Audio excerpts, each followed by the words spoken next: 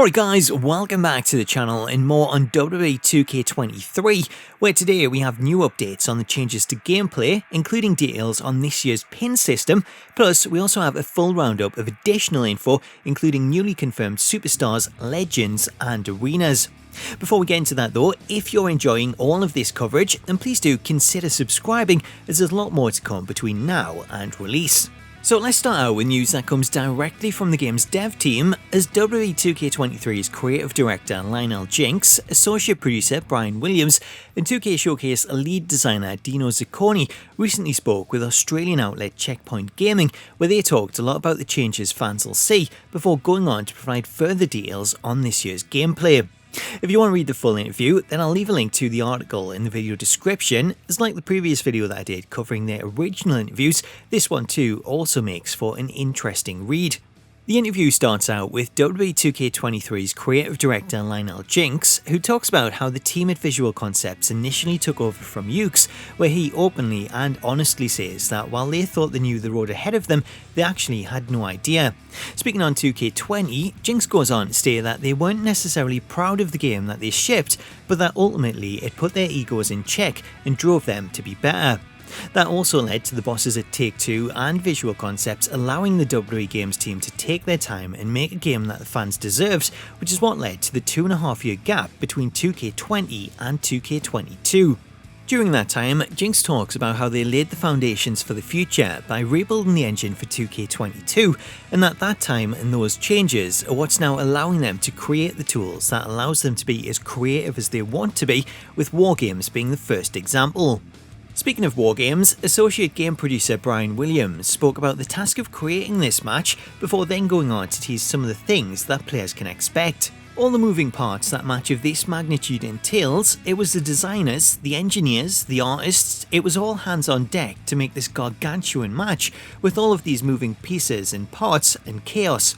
When you're introducing weapons, two rings stuck together, and you have this space in between, which we've dubbed the trench. You can toss people through it, fight within it, and springboard from one ring to the next. If you've seen Wargames, you know how chaotic and action-packed this match is, and that was our goal, to replicate that to the best and the truest of our abilities, and I think we've achieved that. Following Wargames, the team began to discuss the changes to the 2K Showcase, where it was again reiterated what was said in previous interviews, that this year players will take the role of John Cena's opponents, with the aim of the mode being to defeat John Cena. Showcase lead designer Dino Zucconi added that while this year's showcase is centered around Cena, the mode itself is also there to shine a light on the whole ruthless aggression era. Dino went on to confirm that while the aim of the mode is to win, matches in Showcase mode will still include objectives to help players faithfully recreate the match, with completing those objectives then triggering video cutscenes that transition seamlessly from gameplay.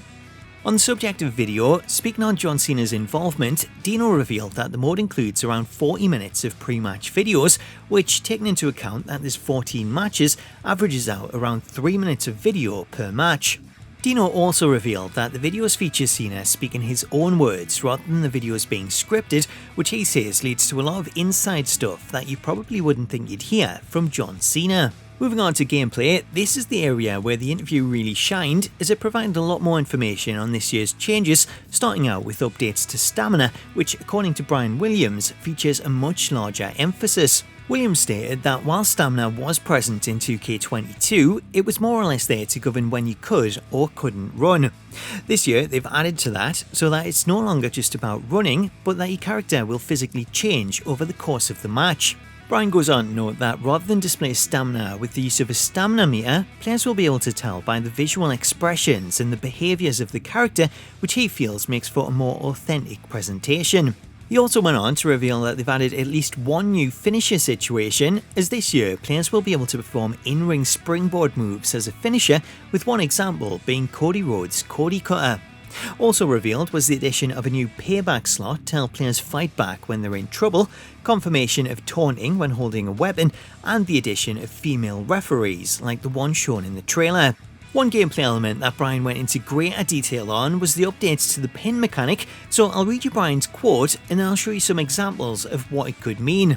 We have a new timed pin minigame that's really compelling. When you see it in action, you'll fall in love with it. I always enjoy when I'm being pinned just to be in this minigame. You've got the cursor that moves back and forth, and you have the target zone which also moves back and forth. So you have to time the target zone with the moving cursor to kick out. The movement of that zone is dependent on health, or did you just eat a finisher? After a finisher, that thing is buzzing back and forth so fast. It's difficult, but it's obtainable to hit, which makes those near-fall kickouts that much more exciting. Hearing this quote from Bryan, players may find that this new pin mechanic sounds familiar, as WWE 2K23 features an alternate pin mechanic that could be enabled in the options menu, as changing the pin system from rapid to timed results in this alternate pin minigame in which players had to time their kickout by stopping the cursor inside a moving area. Listening to Bryan's comments, the pin system that he described sounds a lot like this one, though it can also offer up additional challenges, as Bryan's note of it bouncing around after taking a finisher could mean that we see a mechanic similar to the one previously used for I Quit and Last Man Standing matches, which worked in a similar manner, though the bar itself would shake depending on the player's health, with this then going into overdrive whenever an opponent would taunt.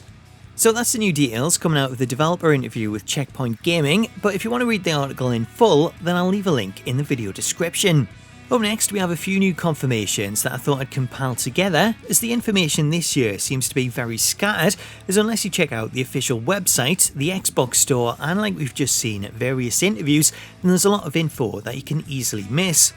The first bit of info comes via the Xbox store, as the description for the Supercharger DLC confirms several legends and arenas. The description reads, "The WWE 2K23 Supercharger puts the biggest legends in the WWE universe in your hands. Unlock all WWE legends available at launch, including The Ultimate Warrior, Goldberg, Trish Stratus and Hollywood Hogan, as well as throwback arenas such as Halloween Havoc 97, Raw 2005, SummerSlam 88 and more." So this confirms 4 of the legends that we can expect to see, as well as 3 returning arenas. Staying with the Xbox store, the listing for the MyRise Mega Boost confirms what the boost itself will feature, as players picking up the MyRise Boost will be able to upgrade their character's rating with 200 additional attribute points. Next up, we're heading over to the official WWE 2K23 website, where if you click on the features option and scroll down to MyGM, then this section reveals a screenshot of the completed draft screen. While this screenshot doesn't confirm any new stars, taking a look at the attires for Rhea and Bianca, these attires match those that were shown in the first round of screenshots, therefore there's a good chance that all of the attires shown in these renders will also be the attires seen in-game. Also revealing new info, the My Faction section features an image that showcases the various card types, with this image confirming the new addition of NXT's Bron Breakker, who we see alongside Asuka, Alexa Bliss and Tommaso Ciampa, with Legado del Fantasma's Cruz del Toro also hidden behind. So that's a roundup of the extra info that's out there, along with all the new details from the interview. Let me know what you make of the updates in the comments, especially in regards to the pin mechanic. Are you happy with the new timed system, or did you prefer the rapid one? Let me know your thoughts in the comments, and if you want to stay up to date with all things WWE 2K23, then please do hit that subscribe button and turn on your notifications so that you don't miss out on future videos. Until next time though, thank you so much for watching, have yourself an awesome day, and I'll catch you later.